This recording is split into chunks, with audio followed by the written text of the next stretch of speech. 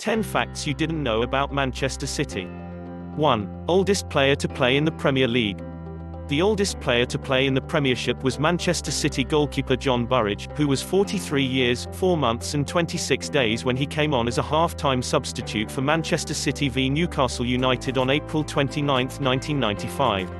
2. Large number of players suspended. In 1906, only a few years after Manchester City won the FA Cup, a large portion of their team was suspended due to financial irregularities.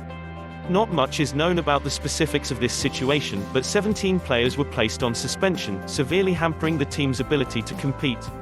3. Relegated with positive goal difference. In 1937-38, they managed to become the only club ever to be relegated with a positive goal difference, 80-77. 4. Most successful season. Man City's most successful run was in 1969 to 1970s when they won the FA Cup 1969, European Cup Winners' Cup 1970 and the League Cup 1970. 5. Record transfer.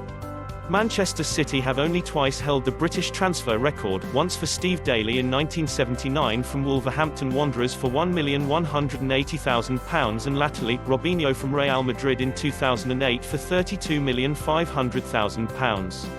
6. Youngest player played in the league. Youngest player who ever played for City was Glyn Pardoe, who was 15 years 314 days, against Birmingham City, First Division, in 1962. 7. First FA Cup. The City won its first FA Cup in 1904. 8. European Cup Winners' Cup. City once won the old European Cup Winners' Cup in 1970 under Joe Mercer, who later became City's most memorable and successful manager. 9. Goals scored equals goals conceded.